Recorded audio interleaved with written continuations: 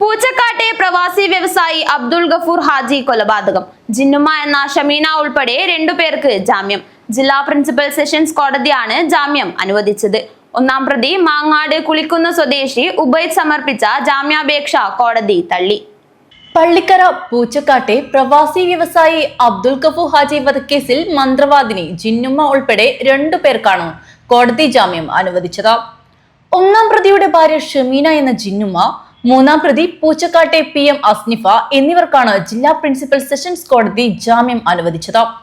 അതേസമയം റിമാൻഡിലുള്ള ഒന്നാം പ്രതിയും രണ്ടാം പ്രതിയായ ജിന്നുമ്മയുടെ ഭർത്താവുമായ മാങ്ങാട് കൂളിക്കുന്നിലെ ഉവൈസ് എന്ന ഉബൈദ് സമർപ്പിച്ച ജാമ്യാപേക്ഷ കോടതി തള്ളി. നാലാം പ്രതി മധൂർ കൊല്ലിയിലെ ആയിഷയ്ക്ക് കോടതി നേരത്തെ ജാമ്യം അനുവദിച്ചിരുന്നു. ഏഴാം പ്രതി പൂച്ചക്കാട്ട് സൈഫുദ്ദീൻ ബാദുഷയുടെ ജാമ്യാപേക്ഷ ഹൈക്കോടതി നേരത്തെ തള്ളിയിരുന്നു. കേസിലെ 2 പ്രതികൾ വിദേശത്താണ്. ഇവർക്കായി റെഡ് കോർണർ നോട്ടീസ് പുറപ്പെടുവിച്ചിട്ടുണ്ട്.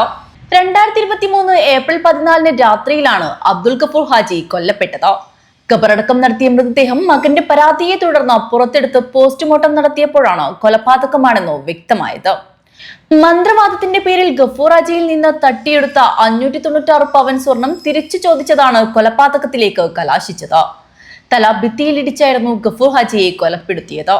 1758 പേജുകളുള്ള കുറ്റപത്രത്തിൽ 266 സാക്ഷിമൊഴികളും 1.46 ലക്ഷം ഡിജിറ്റൽ തെളിവുകളും അന്വേഷണ സംഘം കോടതിയിൽ ഹാജരാക്കിയിരുന്നു.